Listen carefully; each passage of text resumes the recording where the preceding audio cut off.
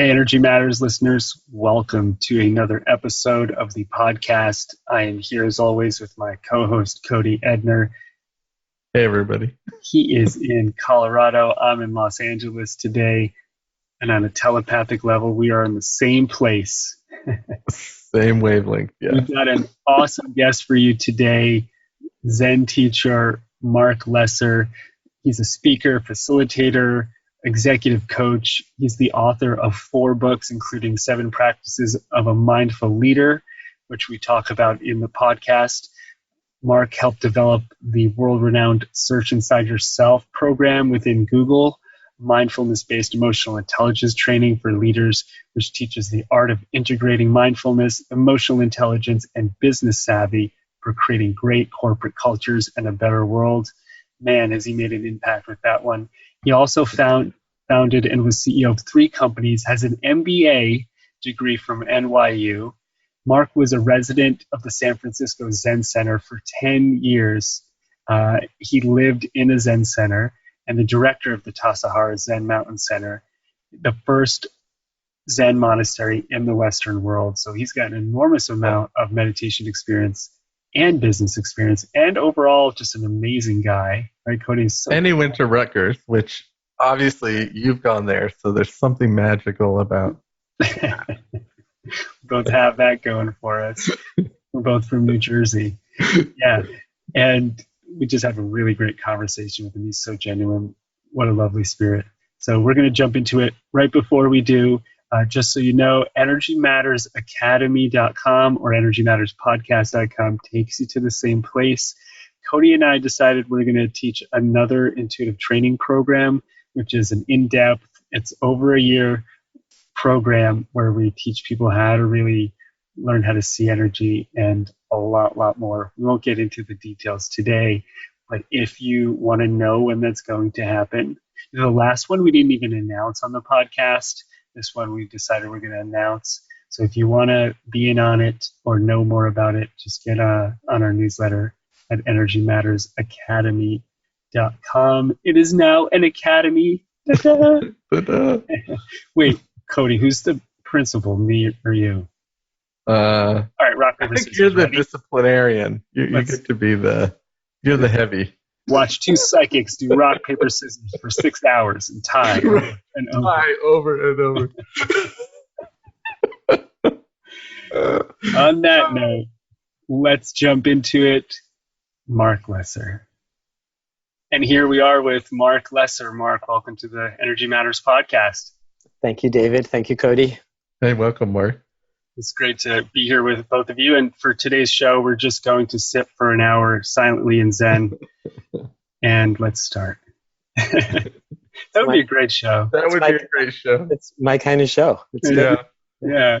So, Marc, I actually wanted to start with a few things that we have in common. One, we both teach on Insight Timer, and you have a new course on there that's awesome. I just started it called The 7 Practices of a Mindful Leader, which is the same title as your book. And we can get into that in a bit. But first, I want to start at Rutgers University. So we happen to have both gone there. And in the pre-show, we were just chatting a bit. And I thought that you had dropped out and never gone back. But apparently you did finish. So I would love to just start by you telling us a bit about the beginning of your journey, which I believe was dropping out of school and heading west, and how your whole spiritual path unfolded. So we can get a context of what's going on. Yeah, interesting. I was just reflecting. It was my freshman year at Rutgers in New Brunswick that things started to heat up in my life. I think many things happened that year. From I think falling in love and being rejected and feeling depressed, and in the midst of that, I had to read Toward a Psychology of Being by Abraham Maslow, which was like mind-blowing to me, this idea of self-actualization. I think also I think it was in that year, I had a professor at Rutgers who had been a colleague of Timothy Leary's and introduced me to LSD. Oh, interesting. So LSD, women, and Maslow all in 1 year. If you're thinking of sending your Lose your children to butt. Rutgers, Think great again. place. Think again. Yeah. Yeah. No, and actually, I think going to Rutgers also just opened me up to this. Like I was from a small town in New Jersey where I grew up, and I think of myself as having been, I don't know, maybe a lot of people think of themselves as having been asleep in their childhoods, but I think I really was. I think I really was pretty asleep and sheltered, and was really sort of jolted by that freshman year in Rutgers. And I think I actually decided then I was going to leave and go venture off. But it took me 2 years to work up the courage to actually break away from Rutgers and New Jersey, and people thought. I remember people thought it was kind of crazy, like, why am I taking this? I took a 1 year leave of absence after my junior year. I think part of me thought that I was just framing it that way to make it workable for my relationship with my parents and maybe with myself as well. But I ventured to San Francisco, and soon discovered the San Francisco Zen Center, and in some way, and again, I often question, my own mythology, how much of it is mythology and how much of it is real at this point. But it makes a good story, that I and again, I think there's some truth to it, that I walked into the San Francisco Zen Center, and that there was a voice that said, I think I'm going to stay 10 years in Wow. this place. And Wow. yeah, I mean, shortly after that, I started driving across San Francisco every morning to sit with the community for the 5:30 a.m. Meditation, and that got a little tiring, so I moved into the neighborhood, and shortly after that, I moved into the building, and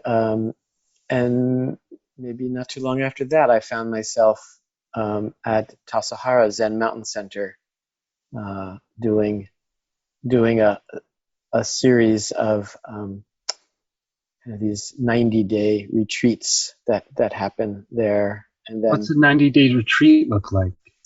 oh, it's kind of phenomenal. It looks like it has an opening and a closing, and it looks like about 60 people, and pretty much for the most part, nobody comes or goes except someone goes out and gets food.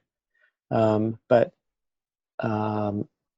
crazy early wake up, kind of a traditional Zen monastic schedule. 3:40 a.m. wake up bell. Lots of meditation, study, work, and all the meals are in the meditation hall. Kind of formal, a very formal schedule, but a very development of, I'd say, very informal minds is the intention, and there was a lot of connection, and after dinner people would gather and hang out and talk some, and it was very intimate. I'll get it. Tassajara Zen Center. Mark is busy. Turn that off. We should find out who it is. All right. God? Probably. Yeah, so I actually did 9 of those 3-month practice periods. Wow. During that time. Yeah, I also spent 3 years living at Zen Center has a farm. Cody, I bet you've been there because you're a Marinite. Green Gulch Farm in Marin County. Did you ever? Gosh, I don't know if I've been there. It does not ring a bell. Yeah. Right on the coast, right? Opens up to beautiful Muir Beach. Mm. I spent 3 years with the job of trying to develop farming with horses there, Huh. despite how little I knew about horses or farming. Yeah, I just started volunteering with horses, and Cody's really good with I horses. grew up with horses. It terrifies me. I love them, but I'm like, holy beasts. Yeah. But in any case, I think maybe stepping back, one of the 10 years I spent at the Zen Center, really in-depth meditation, study, practice. But what was really surprising was the importance of work, and that I felt like thrown into different work situations, and often leadership situations, and one of the real highlights, which I written about in this book, is the years I spent in the kitchen at Tassajara, from being the dishwasher to being on the kitchen crew and the baker, and then I was the assistant to the head cook for a year, and then I was the head cook for a year, and and it's interesting how Zen really not only emphasizes work, but kitchen practice seems to be a particular area of development and concentration in the Zen world. There's a somewhat a beautiful piece of writing from the 13th century. It's funny, people think that work and mindfulness is new. Well, 800 years ago, this fellow Dogen, who was the founder of Zen in Japan, wrote a piece called Instructions to the Head Cook, the Tenzo Kyokan. And it's a beautiful piece of writing in which it is very practical and philosophical about how to practice in the kitchen, what practice should look like for in the Zen kitchen. And I'll just name one piece of it. Is he describes in this piece of writing that the head cook should always bring 3 minds to the work of running the kitchen: joyful mind, grandmother mind, the mind of the mind of love, the mind of and wise mind.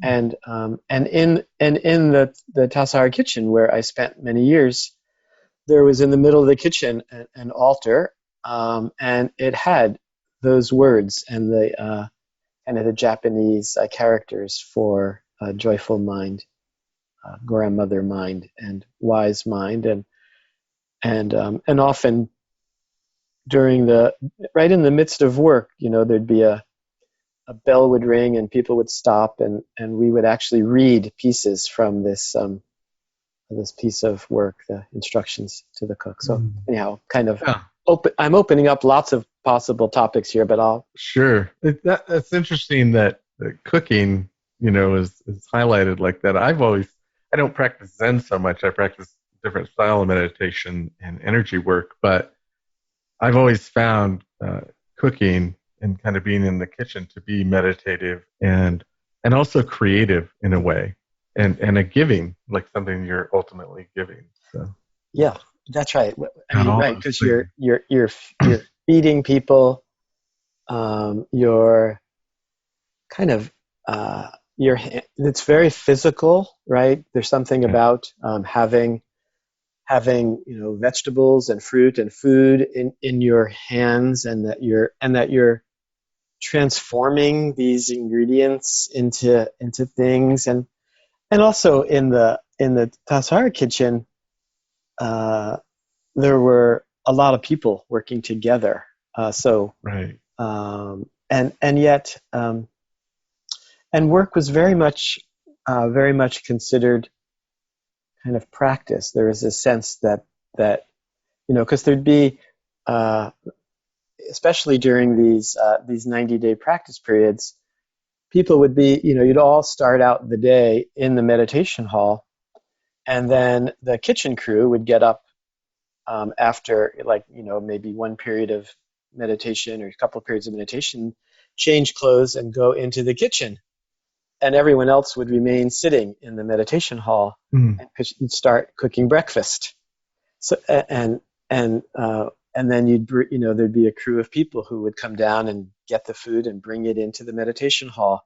So it's just all these kind of very much physical as well as philosophical connections between meditation practice and cooking practice. They just go together beautifully well. Yeah. I was going to say, sorry, Cody, Mark, I lived in India for a while, mostly in ashrams, but I did stay in a Zen center called the Bodhi Zendo in the south of India, and they had me working in the kitchen as well. And I'm afraid of the kitchen, like the way people are afraid of roller coasters. I'm like, oh, I don't know what's happening in there. I had to warm up to it. And I specifically remember, and I was telling Cody this morning, that they would have us sit, and in meditation they would come around, and if you wanted them to hit you with a stick on your shoulders, you would like give the signal, and they would kind of pat your shoulder a little and then smack. And for some reason I really enjoyed that. I don't know if you have any insight into why they go around hitting everyone on the shoulders with a stick in Zen. What is that practice? That practice was in effect during the time I lived at the Zen Center. It no longer is. It's no longer part of the. Because I wanted to try it on Cody. Yeah, I've had. I used to fall asleep a lot, so I was a very regular in connection with the person who was carrying the stick, and then over time I became someone who carried the stick. Again, I think it could sound really weird to listeners' ears, and I get it's all about context. When done well, it's actually around, that meditation is primarily about waking up and staying awake, and that you don't want to be falling asleep, and that you want some help, some support, some motivation to wake up from someone who is on your team and who is very lovingly, there's a kind of, when done well, it's like I'm going to very lovingly, by putting this stick on your shoulder, and it's not meant to be painful or to inflict pain in any way. It's more, it actually kind of feels like a massage in a way, and yet when done well, it actually makes sort of a snapping sound and wakes up everyone in the meditation hall. Yeah. And to this day, the Japanese word for the person carrying the stick is called a junko, and Junko. And sometimes when I'm struggling with something, or I'm feeling kind of either lethargic or nervous or tentative, I actually will remind myself about what I call that Junko energy, that energy that is kind of standing in the meditation hall, holding this stick with this attitude of kind of love and connection, and how can I be of service? But it's a little scary. It's actually scary hitting your friends, and because you want to do it well, and if you miss a little, you can get a little bit of the person's bone, and that it can hurt. But so it's but there's something about that energetically carrying that stick is something that I sometimes will bring up for myself, even to this day. I thoroughly enjoyed it. Why do you think they stopped that practice? And let me add to that, because studying the martial arts, they're like in the present day, like dojo. So there used to be a practice where you would go in and you would study, and then you would clean the dojo after. So that would be a meditative time to give back.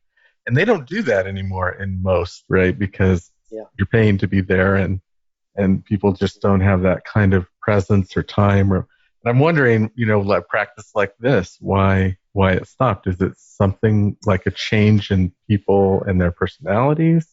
I think that in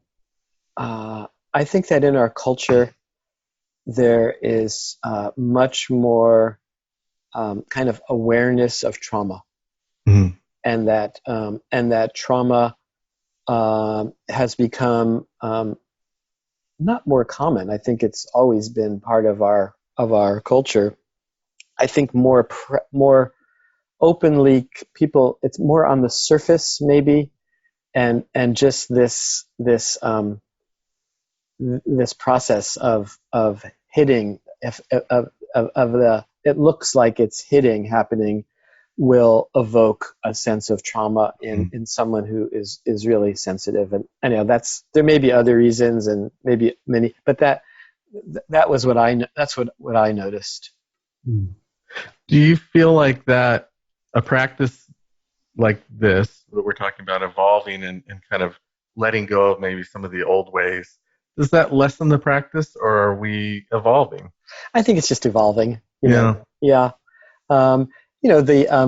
cleaning practice that you were referring to, that is still very alive and well In the Zen centers? In the Zen thing, and after the morning meditation, kind of everyone cleans together, and I love how during those practice periods, there's often someone in the role of like the head student who is in a very elevated spiritual role, and their job is to clean the toilets every day.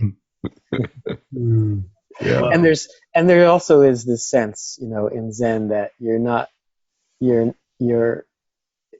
cleaning necessarily to get things clean. It's somehow just an expression of a practice, maybe an expression of humility as well. So if you're listening to this podcast and you're going, how do I reach enlightenment?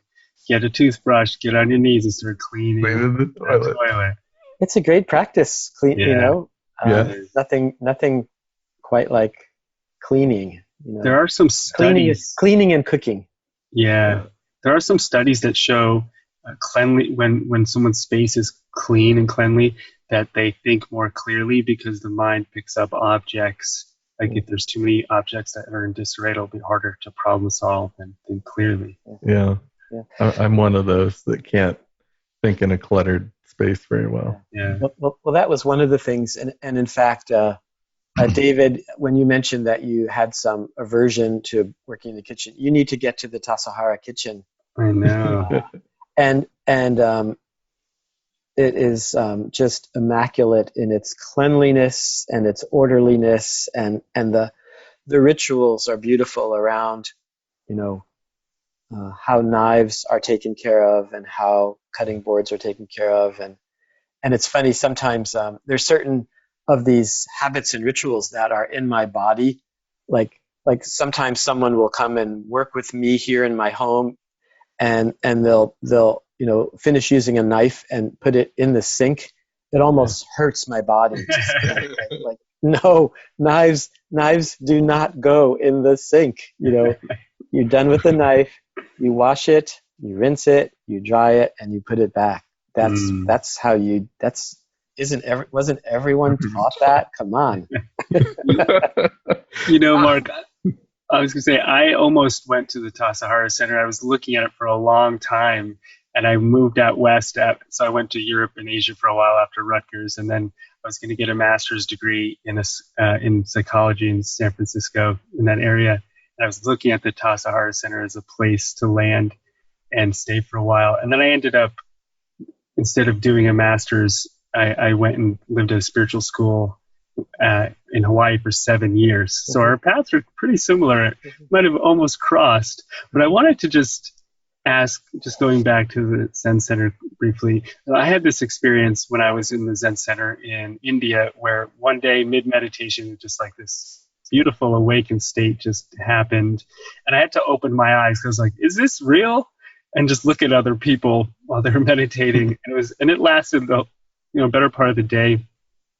And then the next day or that evening, I started reading like a very intellectual spiritual book. And then all of a sudden, like I snapped out of it and just was back in my head. And then my next 5 meditations were just like terrible, or just what seemed terrible, just like, sludge and noise and doubt. I can't imagine you haven't had similar experiences after 10 years of being in a Zen center where like you hit this peak enlightened space, and then you sit in the next space, and it's just like, uh-oh, where'd that go? Mhm. Do you have any insight into that kind of experience for the meditators listening to this who maybe have gone through similar experiences? Yeah. I think that uh, most of my I feel like most of my experience is just uh, very, very kind of everyday, experiencing my own monkey mind and experiencing my own. I love how I'm often talking about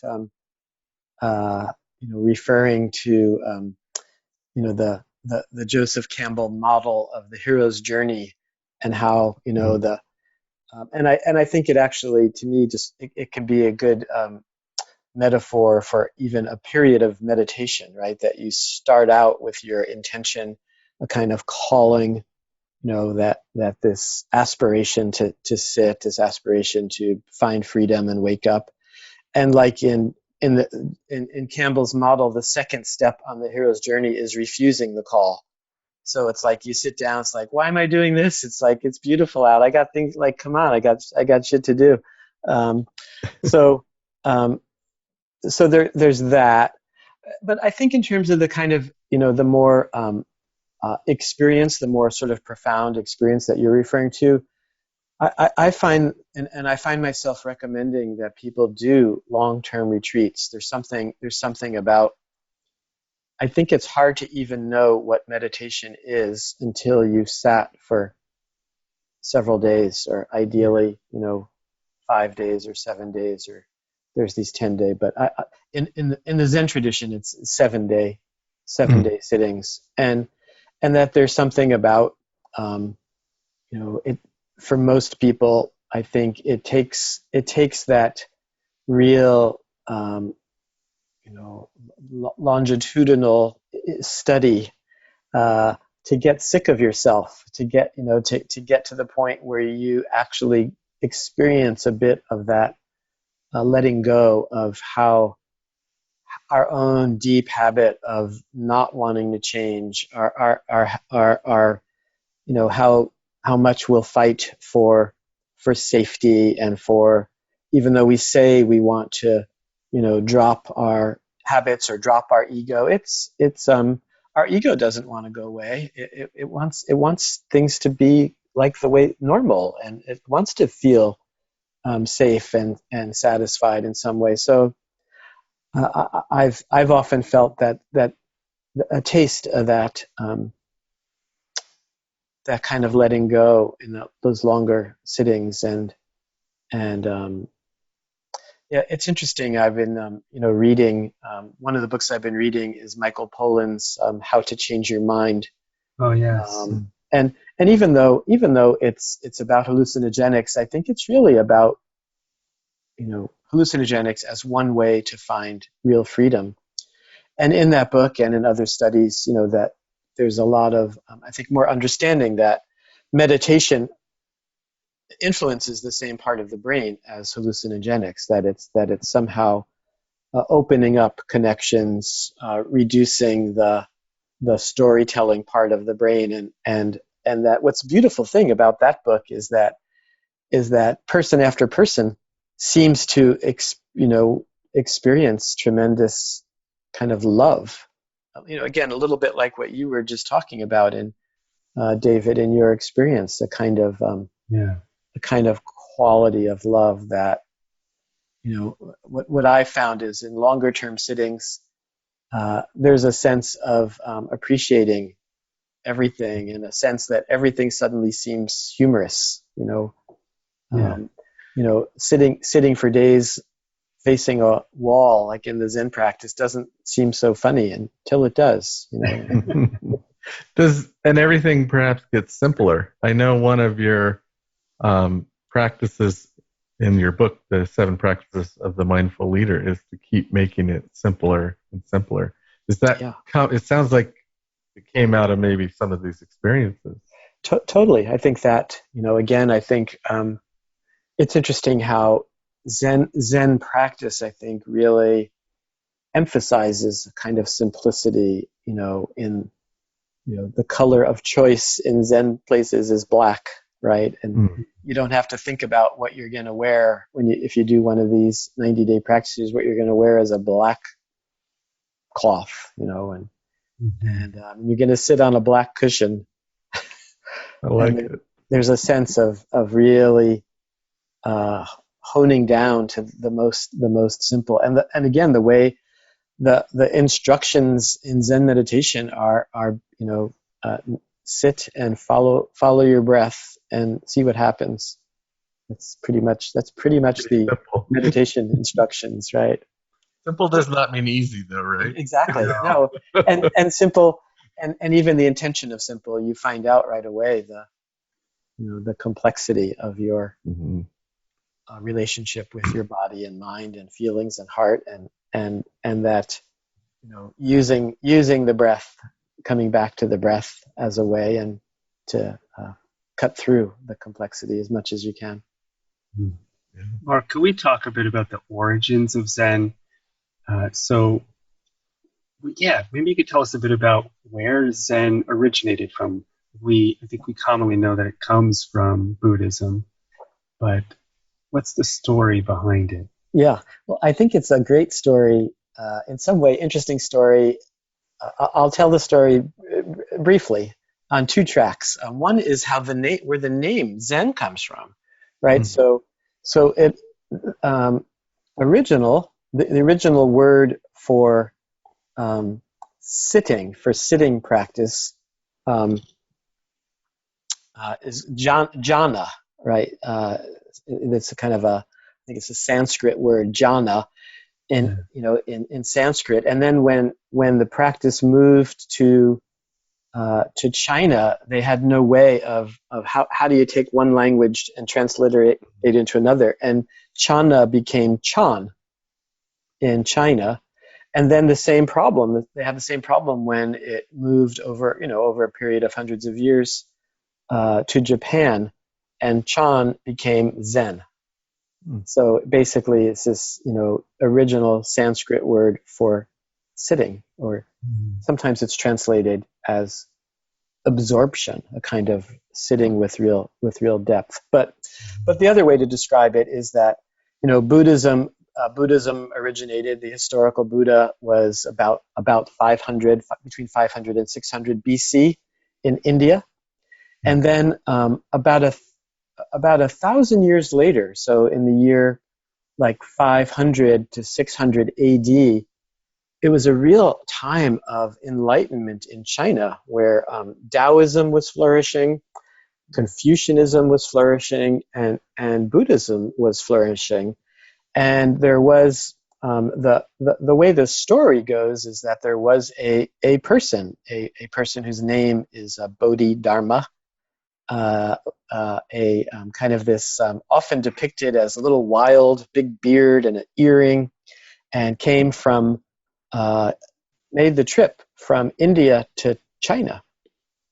And Zen was born right as in that period where it was that kind of mystical elements of Buddhism from India met the kind of the nature element of Taoism, along with the morals and ethics of Confucianism, all coming together, and Zen was born in that moment of time. And again, the 6th century China, and there's in Buddhism and in Zen in particular, I think emphasizes lineage, that Zen mind is transmitted. It's said from warm hand to warm hand, from person to person.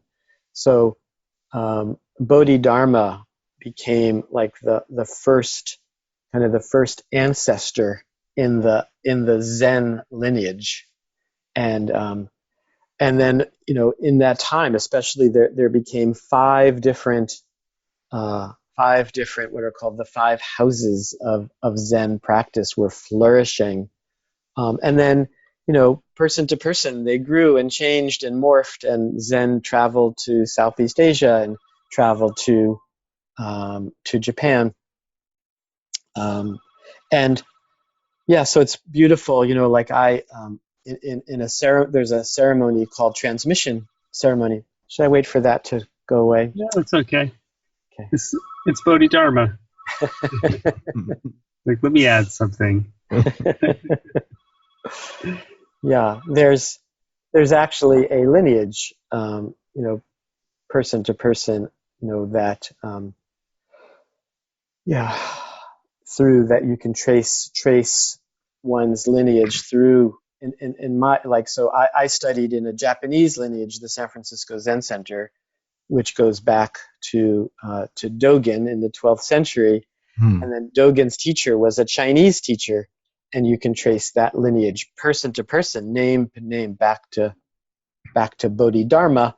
And from Bodhidharma, you can trace person to person back to the historical Buddha. That's so fascinating. Yeah, that is.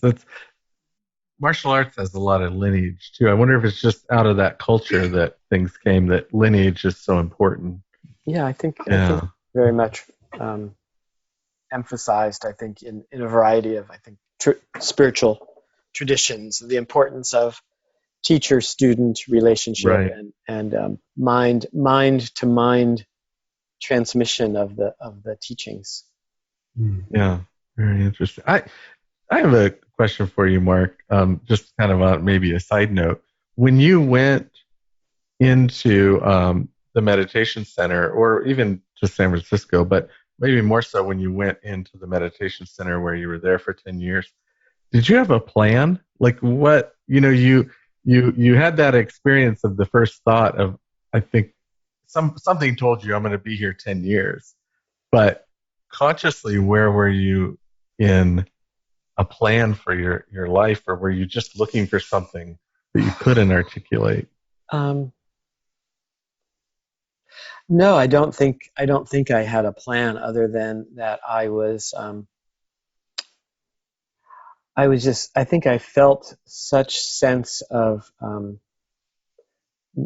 gratitude and joy and learning, and the community was potent. That I was, the experience of living, it was just a whole bunch of other Ivy League dropouts, and it was a very exciting time. This was the 70s and 80s, early 80s, right. And I think a plan began to evolve when I turned 30, and I got married, and my son was born.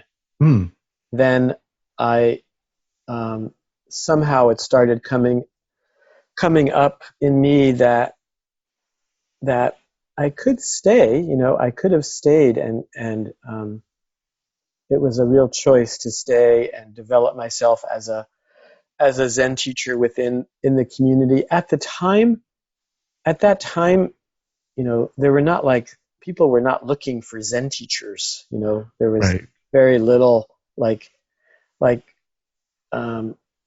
the Zen Center was developing a variety of businesses, and my people who were kind of training as Zen teachers at that time were, working in the Zen Center bakery or other places, and I think it came up for me that I needed to find my way in the world.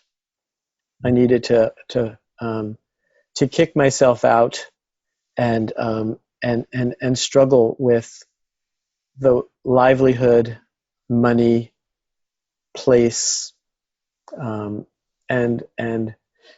I think in some way there was also the question: how can I bring these teachings out into the world in some way? What that how could I, in a sense, pay back, or what did I have to offer? And I think it was starting, my own vision was starting to clarify that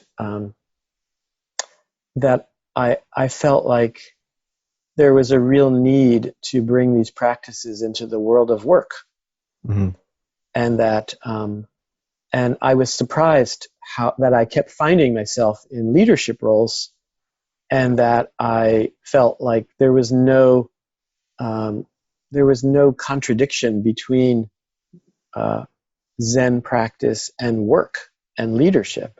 And I thought, I'm going to go down this path, and that led me to apply and start business school. I needed to go back, and so I was accepted into an MBA program in the East Coast in New York University, contingent upon me finishing my undergraduate degree.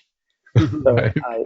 I went back, with wife and young child, and finished Rutgers and went right into New York University and got an MBA with the plan of,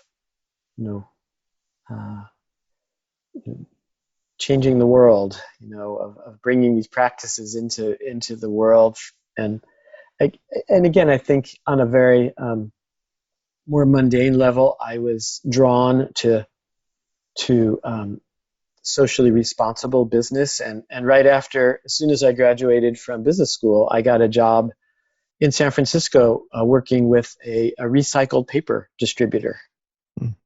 And a few years after that, I started a company making things out of recycled paper, which I proceeded to run and grow for 15 years.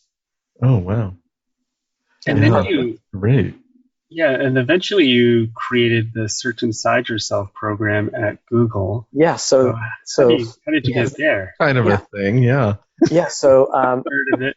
I left my publishing company that I started. We were a company that made greeting cards and calendars, and of course it's so funny. I had this vision of making things out of recycled paper, but we ended up licensing the words of the Dalai Lama and Thich Nhat Hanh and poetry of Rumi. Wow, I didn't even know that was a thing. That was a great company, and it was very much in line not only with the environmental piece, but we were making kind of spiritual products, and it's a beautiful thing. But for various reasons, it was clear 15 years was a long time to do that, and I kind of sold my interest in it, and decided I was remembering, the reason I got this MBA was to work in the corporate world, but this was a great experience, starting and growing a company and being CEO. I learned so much, and then the following year, I found myself as an executive coach working with Google engineers. Mm-hmm. And it happened to be right at the time when a Google engineer had this idea of creating a mindfulness program inside of Google. And he found out about me, that there was this guy working as a coach who had spent years in a Zen monastery and had been CEO of a company. And so I got the call, did I want to come and help develop this mindfulness program inside of Google? And that was it was like in 2006 or 2007. Can you tell us a little bit about that program, like what it looks like from the inside out? Sure. It was super interesting. It was a team of people, including my good friend Norman Fisher. It included a Stanford neuroscientist was brought in. The Google engineer was named Meng, and it was over a several year period of experimenting and testing, like how do you teach mindfulness to Google engineers. But after a couple of years, it started to really come together, and it started to become more and more popular. But the part of it was a program called Search Inside Yourself. And essentially, it was structured around emotional intelligence competencies for leaders being held by mindfulness and meditation as core essential practices for actually shifting one's emotional intelligence. And then there was a a science piece in it as well. And then I ended up in 2012. Me and Meng, we created an organization to bring this practice, this program, into other corporations. And I was the CEO of this. It was started as a nonprofit, and so I found myself back in the CEO seat. Much more difficult, I found, than coaching is wonderful, and I still do. So I did that I was the CEO and developed that program, and it was a beautiful thing and very successful. And I left it about 2 years ago and went off back to my previous kind of coaching, consulting, training company called ZBA Associates, named after my first book. I wrote a book about, almost 20 years ago now, called ZBA, Zen of Business Administration. I like that. So that's more of that in the world. That's the storyline. Me and Cody wanted to ask you about that, actually. We were talking about it before you got on. Just the concept of doing business and teaching spirituality, because obviously we have to do that as well, teaching. And a lot of people look at that and they go, well, you can't mix those two, or there's a lot, it seems like there's a lot of energy around this topic. But one of the things I do actually, Mark, is I teach entrepreneurship programs for people who work in wellness and spirituality, who want to scale their businesses online and grow their, brand online or develop courses. And so I've been in this world for a while, and I've had to work through a lot of those energies around this as well. I was just wondering what your take was on merging spirituality and business and how that's unfolded for you. Yeah, what was super interesting, that I spent those years as the CEO we were, in some way, we looked like a greeting card and calendar company, and we were, and I did several rounds of equity fundraising, and so I grew I learned so much about, from hiring and firing and licensing and working with investors and a board. We were a for-profit company. And yet, it's interesting, even the Tassajara Kitchen, or even the San Francisco Zen Center, is a nonprofit. And those it takes money to keep those lights on. It takes money to supply people with those meditation cushions. So for me, it was always, on the one hand, there's always some tension. There's some natural tension, natural paradox. I can remember, I think it was when I was Tassajara director, sitting down for lunch with someone who came in, as a guest, who was a business school professor, and she looked at me and said, "Who's the business brains behind this operation?" Because it was Tassajara looks like a very well-run business, and I said, "The business brains is nobody sees it as a business. That for the most part, it's a practice place, and part of the practice is service." And in some ways, businesses are essentially service providers or practice places, People get confused and think that they're primarily about maximizing wealth or creating wealth for people, but they're primarily about helping people, and that if you do it well, you can also create money, you can also create wealth, and I don't see why business and entrepreneurship can't be just as much of a spiritual practice as chopping carrots and cooking good food. And yet, you have to buy those carrots, and those carrots cost money, and you have to look at income statements and balance sheets, so to me, I think it's a really beautiful thing, the mind, the human mind that can integrate these things and embody these things and be good. The first chapter in the book, ZBA, Zen of Business Administration, is titled, "We're all Zen students and we're all business people." Mm.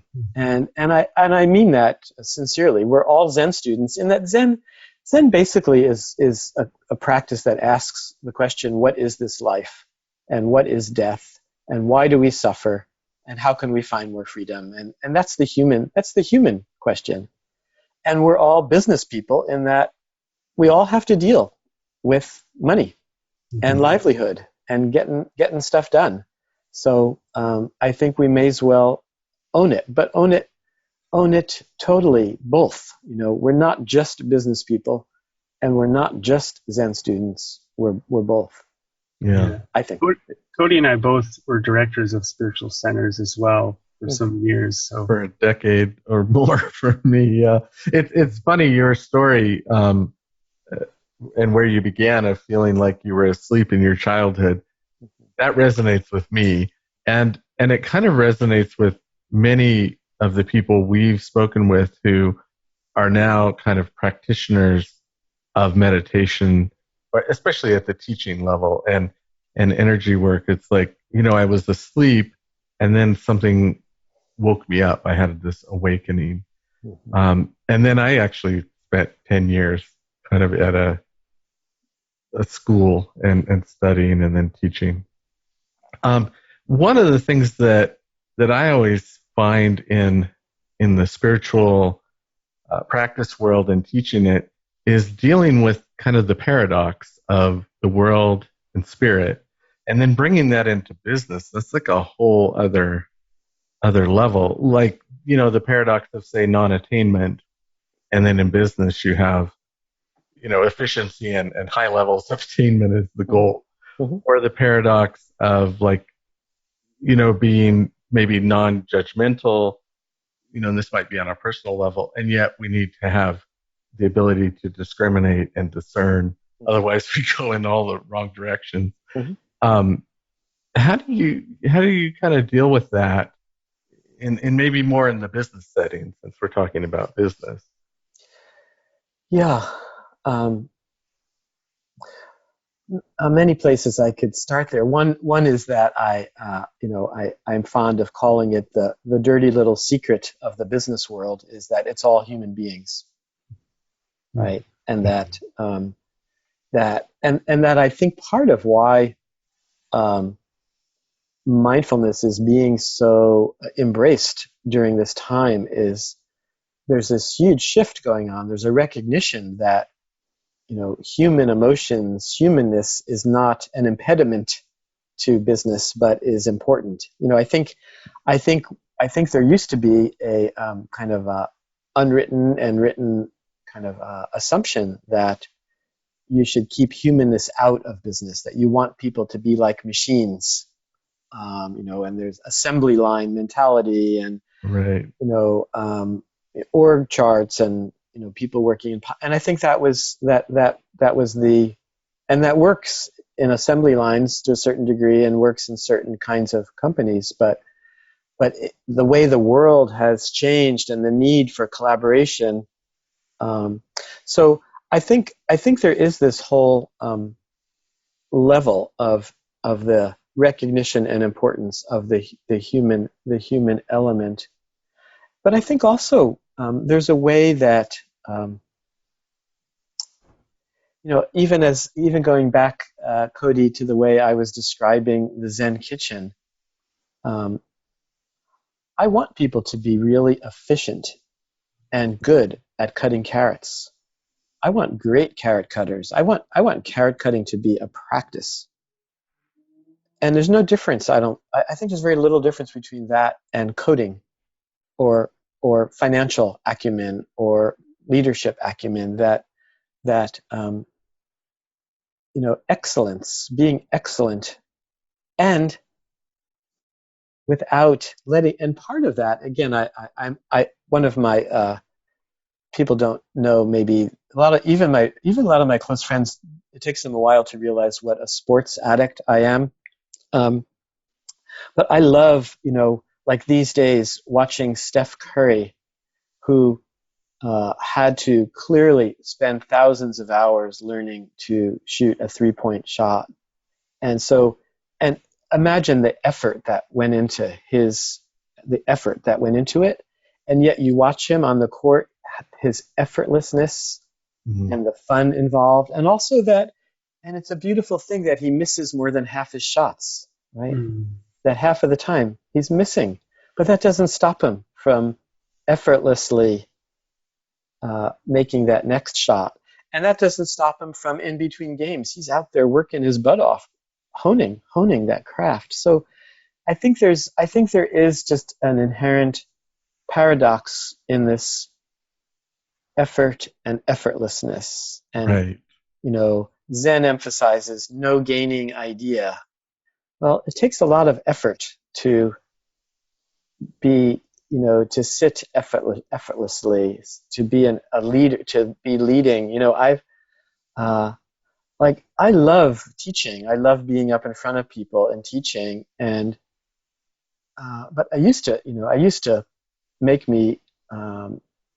get so nervous and so worked up. I mean, I still get nervous and worked up about it in a good way. I feel like that, and you read about that with, in the acting profession, that people, it's good to feel that buzz of wanting to be your best.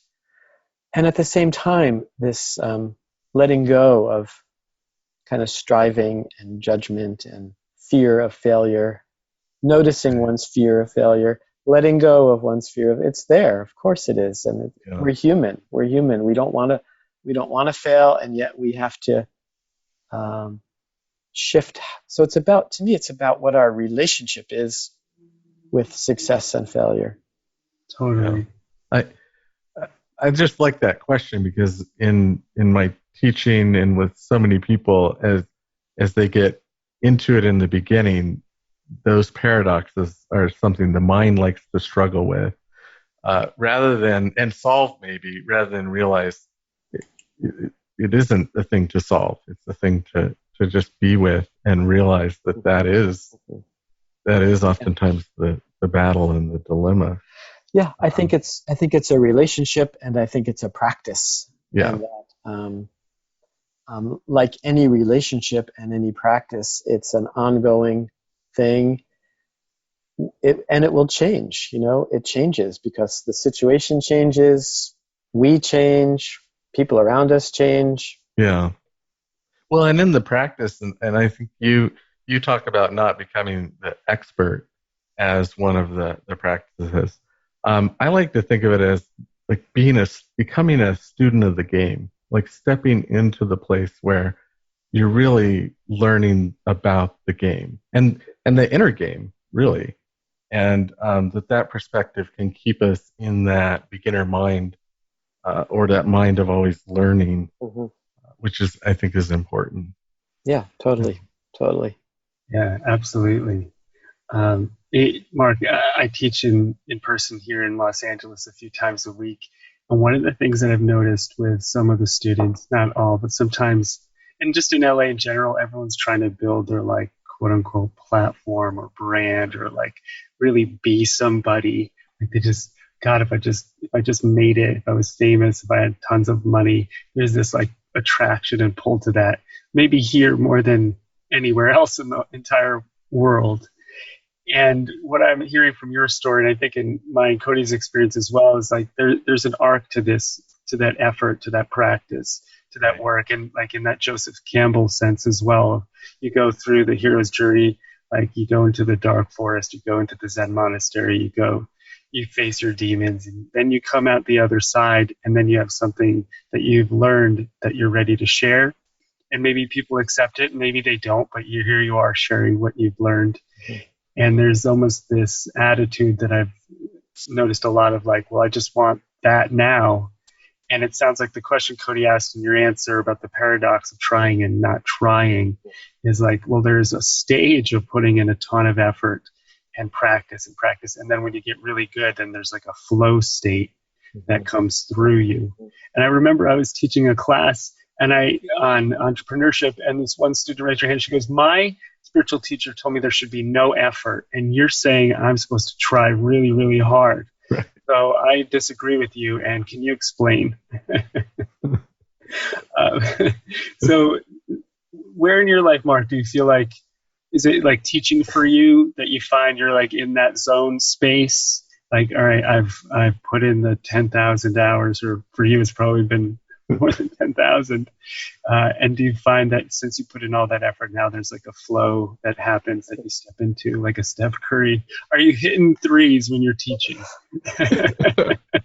On occasion, maybe, I think Curry's 3-point average is about 42, 43%. I'm probably around there, maybe, if I'm lucky. No,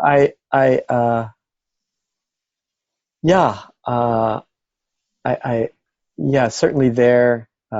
My percentage goes way down. I'd say in my writing practice, I find writing to be me too. Me too. Most of what I write ends up in the garbage, or it's really, what's really sad is when I think it's pretty good and I send it to my editor and he throws it in the garbage, And yet you have 4 books.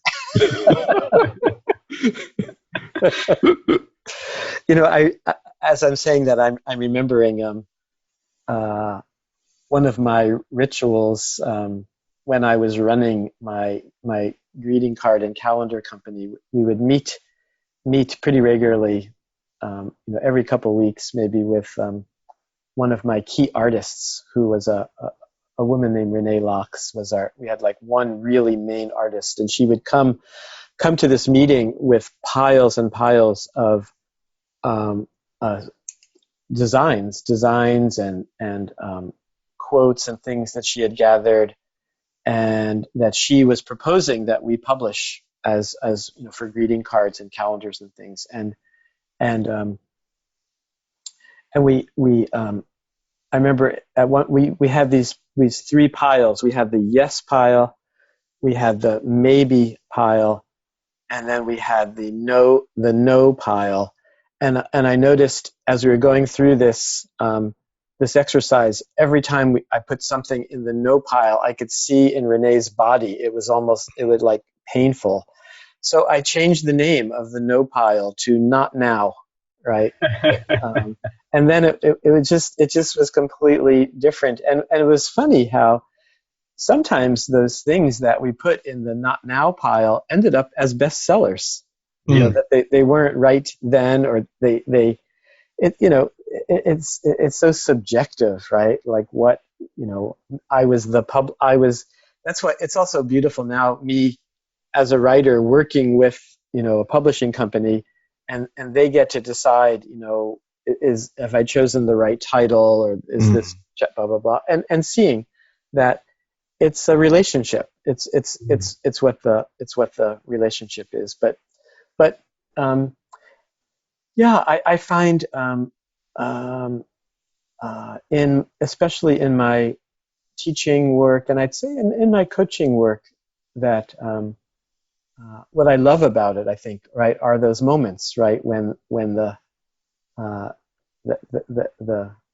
3-point shot is working, and that there's some, and that even, and that it's about connection, where I feel like I'm fully connecting, and and our motivations, I think, for doing things are always quite complex, but I think it's helpful to come back to the core motivation of, what do I have to offer?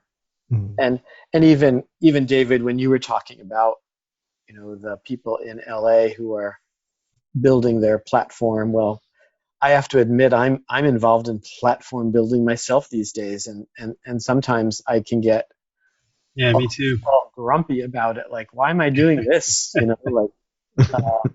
But I think if I come back to that, I'm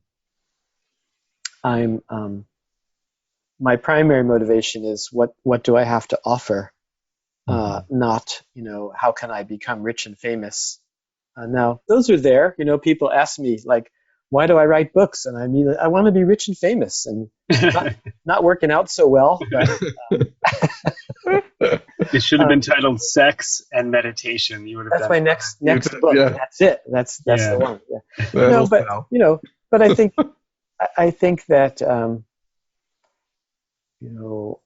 for example, I think I write from the purest motivation is I feel like the artist in me, like this. There's something that wants to come through me, and my job is to get out of the way and allow that art. That's a beautiful thing when I'm writing. When I'm writing from there, and yeah, but we all need to put food on the table as well, and not all of us want to be starving artists, and some of us, it's beautiful. I love the starving artists, and my friends, a lot of my good friends have stayed and are 40 years later are still practicing at the Zen Center, and I can see for a lot of them it's been a really good thing. Wow, 40 years. Others of them, I look and say, you probably should have left. You should have kicked yourself out. It would have been better for, I chose to kick myself out. Yeah. I went through something similar. Yeah.